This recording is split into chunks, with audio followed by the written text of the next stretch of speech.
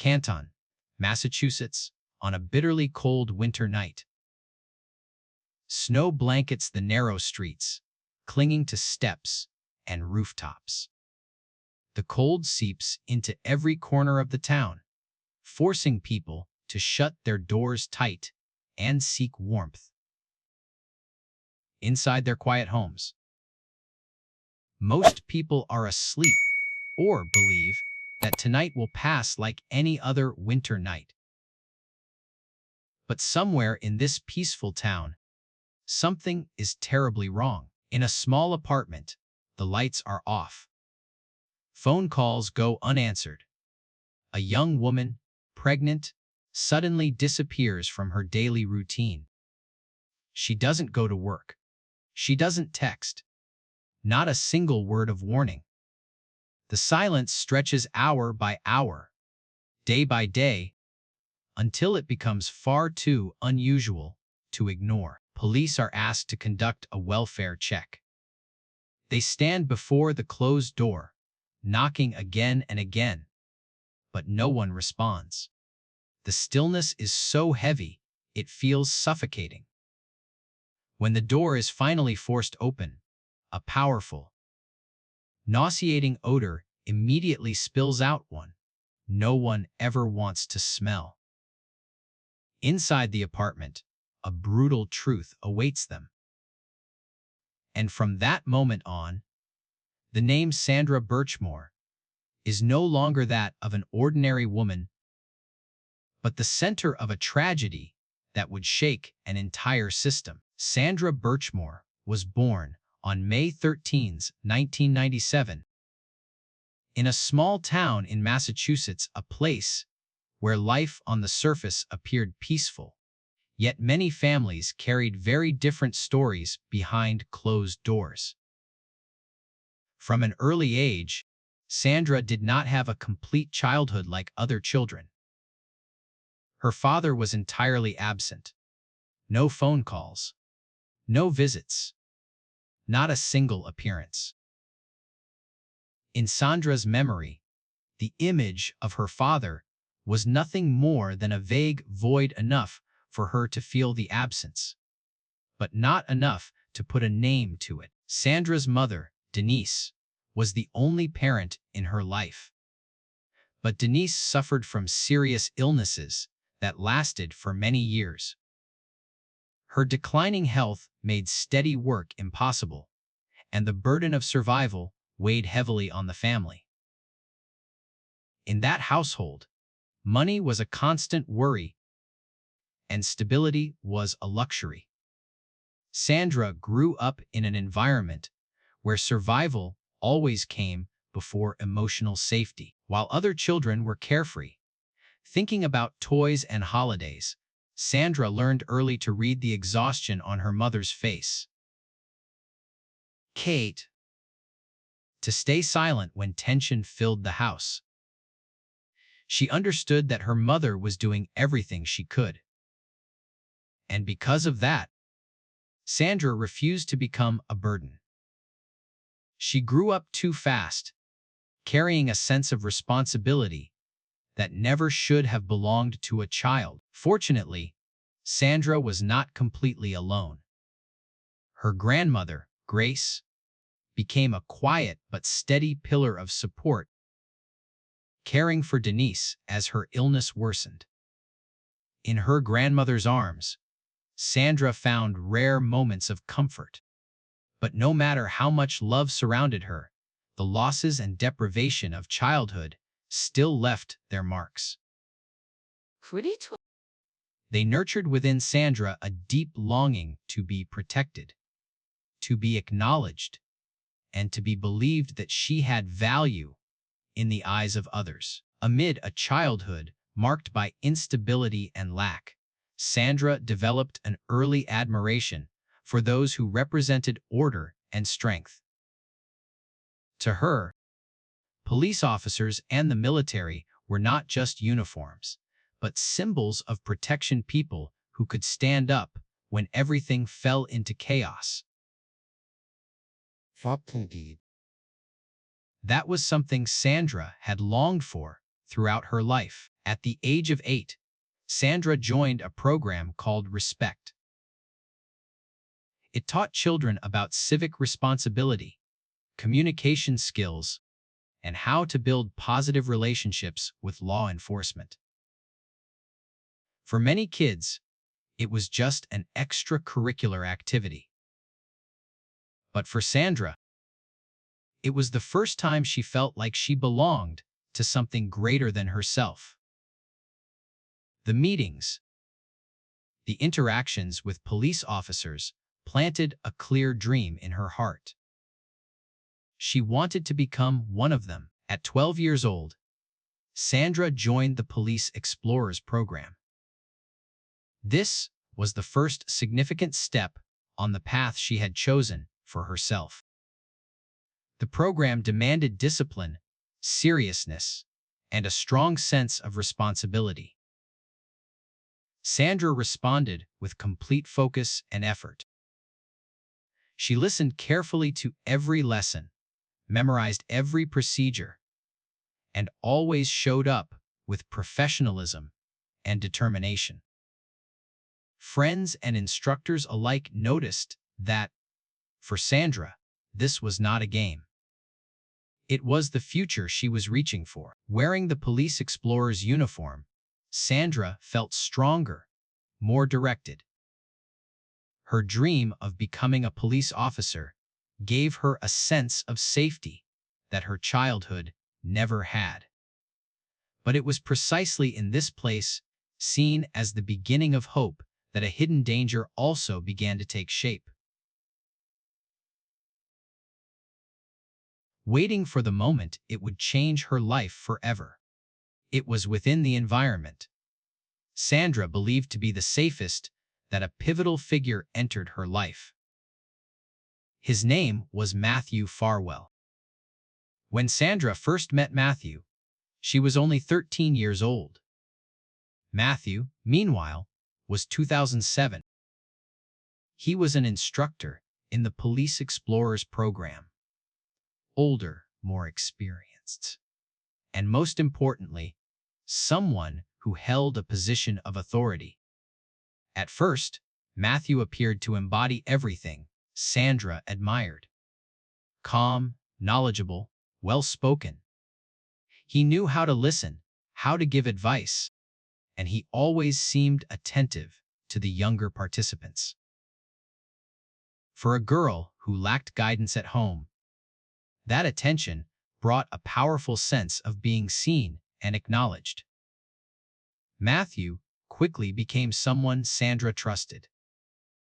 During program activities, Matthew often spent time speaking privately with Sandra. He praised her seriousness, encouraged her to pursue a career in law enforcement, and presented himself as a devoted mentor. At that point, everything still seemed to fall within the boundaries of guidance. At least, that was what Sandra believed. But over time, those boundaries began to blur.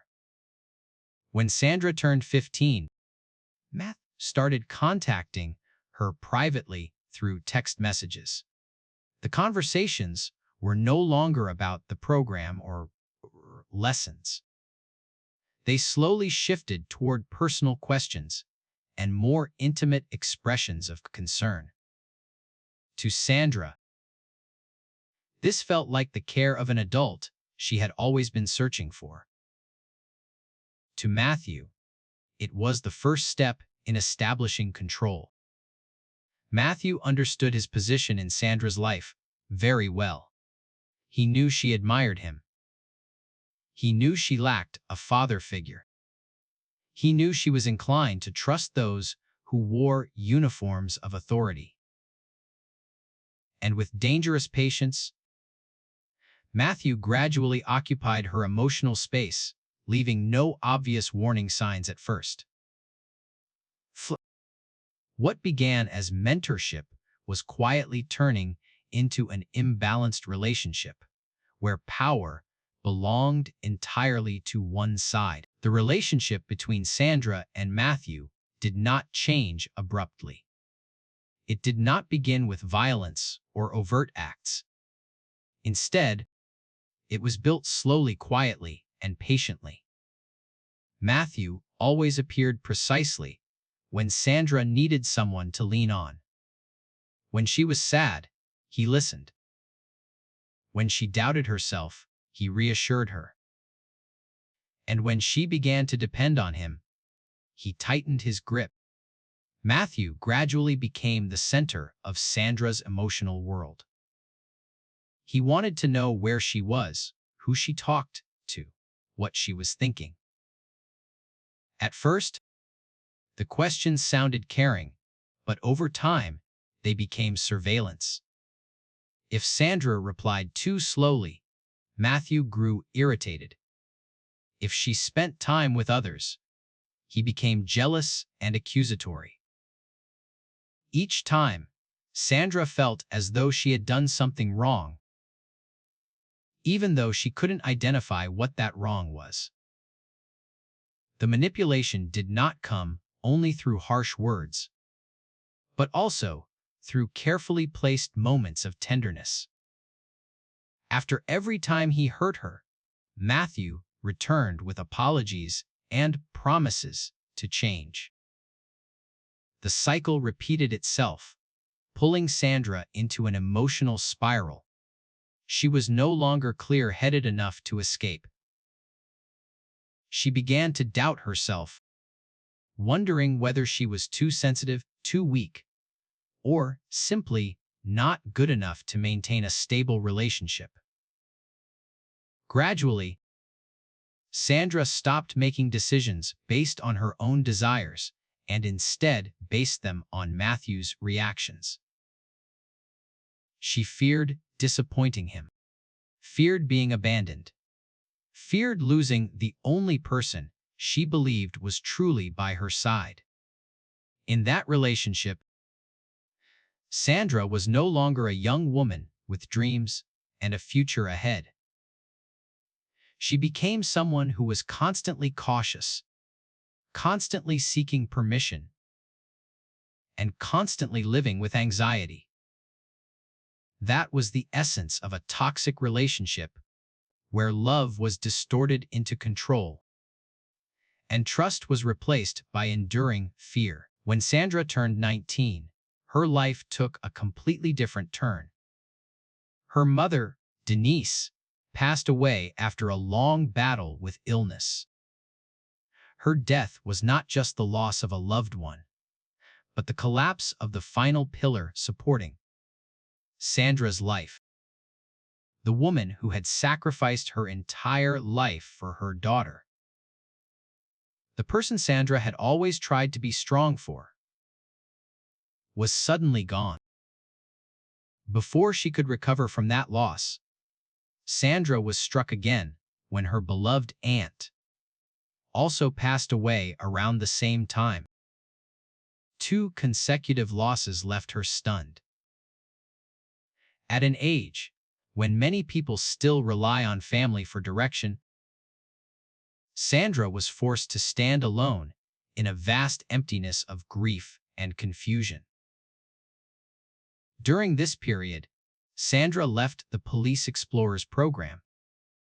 Her dream of becoming a police officer, the dream that once gave her safety and purpose, slowly slipped out of reach. Every plan she had imagined for her future became blurred. She tried to find a new path, enrolling in nursing prerequisite classes, hoping to start over. But the unresolved grief left her mentally exhausted. On the outside, Sandra tried to appear okay. On the inside, she was lost. She had lost her mother, her direction, and her sense of safety. In that vulnerable state, Sandra became more fragile than ever. She longed for someone to guide her, someone to tell her everything would be okay.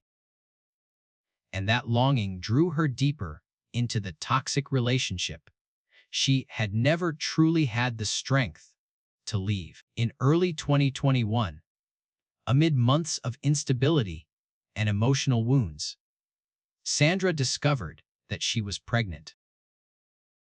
The news was not easy to accept, but it brought with it something she had lost long ago: hope. For the first time in many years, Sandra felt that her life was not defined solely by pain and endurance. She was going to be a mother, and that gave her a reason to keep moving forward. Sandra's small apartment began to change. Baby items slowly appeared, carefully purchased despite her limited finances. Tiny clothes, still sealed in their packaging, were neatly stored away, waiting to be used. On the table lay a checklist for a baby shower, which Sandra planned to host for close friends and loved ones to share her joy. She spoke about the baby with bright, gentle eyes filled with anticipation. It was the look of someone trying to believe that the future could be different. Sandra planned newborn photo sessions, wanting to preserve the first moments she herself had never had. In her mind, this child was not just a new life, but a chance to start over, to give love in the way she had once longed to receive it. Motherhood, to Sandra, was not just responsibility, but a silent promise that she would not let her child grow up feeling as alone as she once had. But behind the smiles and excitement, Sandra was still straining under invisible pressure. That fragile hope stood between two opposing forces. On one side was her dream of becoming a mother. On the other was the harsh reality of a toxic relationship that had not released its grip. And despite her efforts, Sandra did not yet realize that time for those hopes was slowly running out. When Sandra told Matthew she was pregnant, his reaction was nothing like what a woman might expect. There was no care, no sense of responsibility. Instead, there was cold denial. Matthew questioned the child's paternity, cast suspicion, and quickly created distance. His words carried anger and defensiveness, as though the child's existence was a threat rather than a life about to begin. The pressure on Sandra intensified day by day. Matthew's behavior became erratic. At times he avoided her completely, cutting off communication. Other times he returned with accusations and blame. He made Sandra feel as though she had done something wrong, as if she were ruining his life. In those tense conversations, Sandra slowly realized that Matthew was not on her side, but was protecting himself. The truth Matthew had been hiding also began to surface. He had a family, a wife, children. And by the end of 2020, his wife was pregnant with their third child. When Sandra learned this, she nearly collapsed. The realization that she had been deceived, reduced to a secret meant to be buried, pushed her into despair. She considered telling everything, exposing the relationship. But fear, reinforced by years of manipulation, kept her silent. Matthew understood that silence well. He used it to his advantage. Threats no longer needed to be spoken aloud. They existed in his demeanor, in his coldness, in the constant anxiety Sandra endured each day. She was trapped between a secret she could not reveal and mounting pressure that tightened relentlessly. And during this time, a relationship that was already toxic became more dangerous than ever. The afternoon of February 2021, passed like any other day in Sandra's life. Around 5 p.m., she returned to her apartment after work.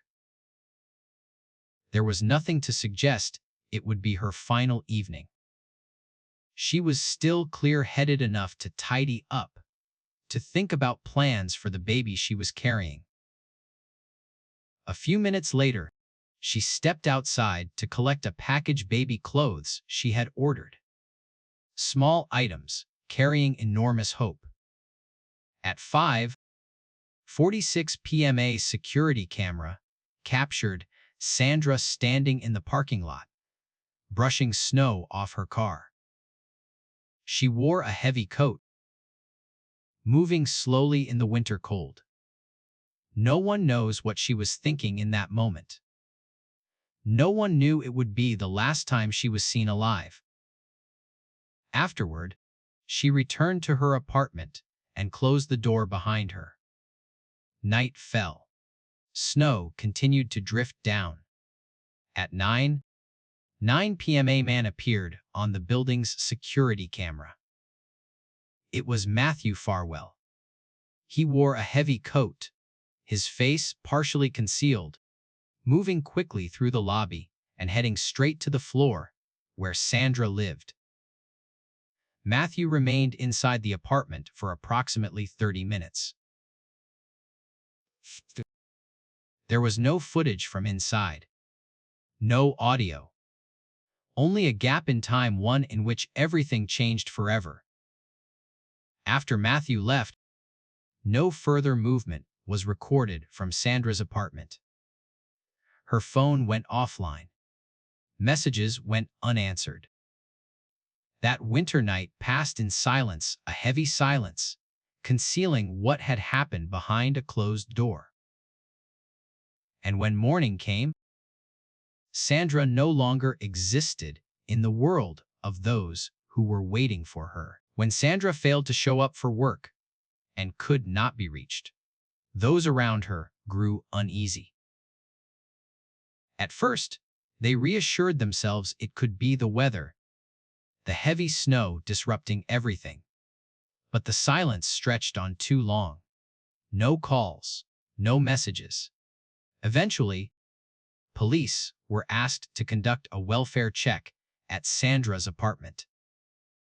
They stood at the familiar door, knocking repeatedly, with no response.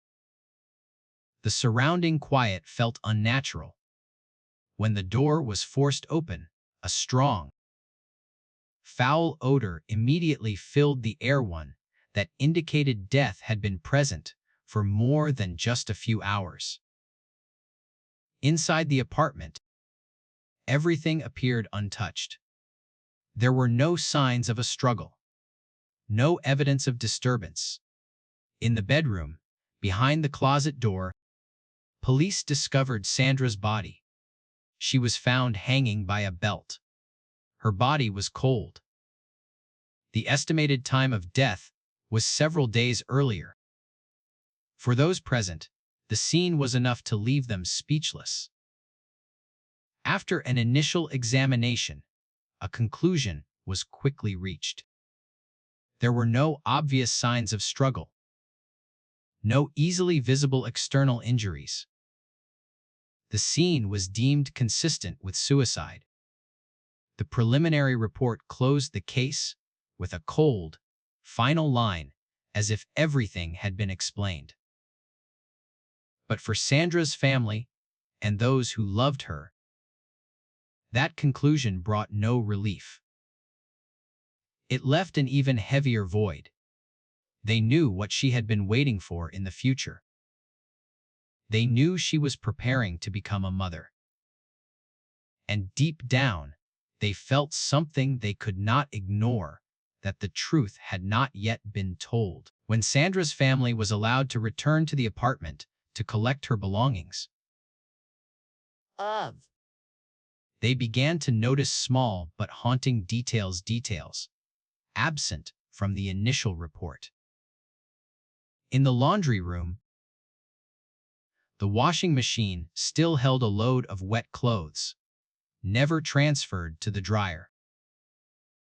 It suggested that Sandra had begun her routine and then abruptly stopped, unlike someone who had decided to end her life. On the table, recently delivered packages remained unopened. Inside were baby items Sandra had been waiting for, planning to use. There was no sign she was preparing to abandon the future she had just begun to imagine. Then came a detail the family could not overlook. Sandra's necklace, the one she always wore, even while sleeping or showering, was found broken near where her body was discovered. For those who knew Sandra, this was deeply unusual. She never removed it. If she hadn't broken it herself, what had? And then there was her phone. Sandra was someone who stayed in constant contact, rarely turning her phone off. Yet records showed her phone had been powered down a full day before her body was discovered and never turned back on. To her family, this wasn't just a technical detail. It was a sign that Sandra had been cut off from the outside world, stripped of any chance to call for help. Individually, these details might have been dismissed. Together, they formed a picture filled with doubt, a picture that did not align with suicide. From that moment on, Sandra's family knew they could not accept the simple answer they had been given. As doubts from Sandra's family and friends grew louder, the case could no longer be quietly closed. Federal authorities stepped in, bringing a more independent and thorough perspective. For them, this was not just a death, it was a question of whether the truth had been missed from the very beginning. Forensic experts reviewed the entire file, the scene, autopsy results, and details previously deemed insignificant. The more they examined, the clearer it became that many signs were inconsistent with suicide. Injuries on Sandra's body did not match typical hanging mechanics. Certain physiological indicators commonly present in suicides were entirely absent. At the same time, phone data and messages were recovered. Deleted conversations revealed a long-term relationship marked by control and threats. Sandra had not been living peacefully, as many believed. She was under severe psychological pressure, especially during her pregnancy. Her preparations for the baby, scheduling photos, purchasing supplies made the suicide theory even harder to accept. A pivotal detail was also confirmed. The baby Sandra was carrying was Matthew Farwell's child. This revelation completely reshaped the context and potential motive surrounding her death. From that point on, Sandra's death was no longer viewed as an act of individual despair, but as the possible outcome of prolonged control, manipulation, and psychological abuse. When forensic conclusions officially ruled out suicide, the case entered a new phase. What once seemed closed became a serious criminal investigation. And for Sandra's family, it was the first moment they felt their voices were finally being heard. As investigators dug deeper into the relationship between Sandra and Matthew, a disturbing truth emerged. This story did not involve just one individual or a single mistake. It opened the door to what had been hidden for years within the police explorers program, a program created to protect and guide youth. Investigators discovered that Sandra was not the only case. For decades, the program had operated under loose oversight, allowing individuals in positions of power close access to minors without sufficient safeguards. Inappropriate relationships and boundary-crossing behavior occurred repeatedly, but most incidents were ignored or buried in silence. The list of those involved grew longer. Not only Matthew Farwell, but also his brother and several senior officers who had supervised the program. They knew, or at least heard the whispers. Yet instead of acting, many turned away. That silence became a form of complicity, allowing misconduct to continue and repeat itself with other children.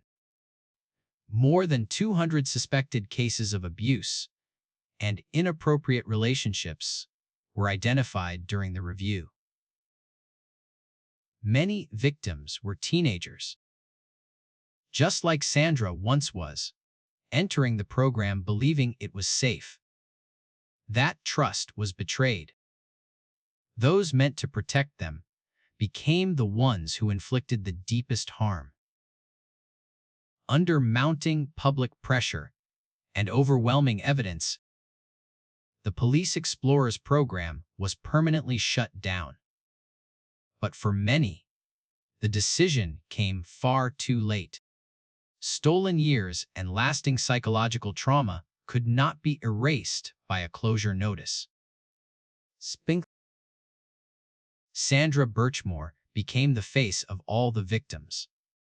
The system had failed, the voices ignored, the stories that should have been heard long ago. After years of quiet investigation, in 2024, the wheels of justice finally began to turn.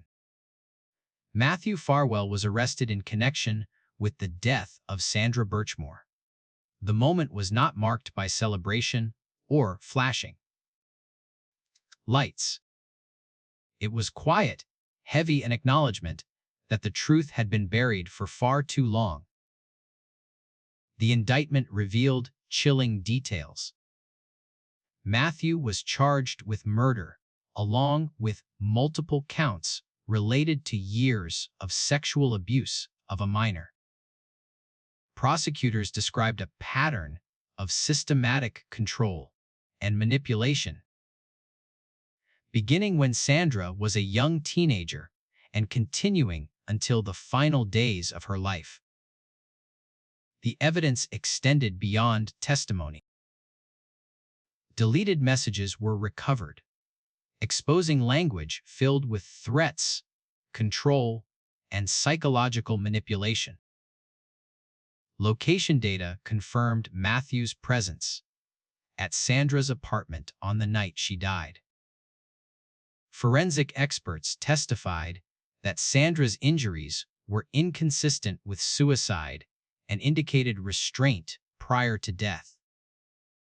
Faced with this evidence, Matthew continued to deny wrongdoing, insisting everything was coincidence. But for Sandra's family, the truth was undeniable. Each document released, each detail clarified, brought them closer to the answers they had waited years to receive. Matthew's arrest could not bring Sandra back, but it marked a crucial boundary, the line between silence and accountability, between abused power and justice, finally being named. Sandra Birchmore died at just 23 years old, taking with her an unfinished future and a child who never had the chance to be born. She was not only a victim in a criminal case. She was a young woman who tried to live with kindness, tried to trust, and tried to love in a world that treated her unfairly. Her death forced many to reflect on how power can be abused without oversight. on systems built to protect that instead become places of harm, and on the silence that lasted too long, leaving vulnerable people to fight alone. Sandra's legacy is not defined by what she never had the chance to do, but by what her story changed. A program shut down. Investigations opened. Voices once ignored brought into the light. The truth, though delayed, still carried the power to shake systems and demand accountability.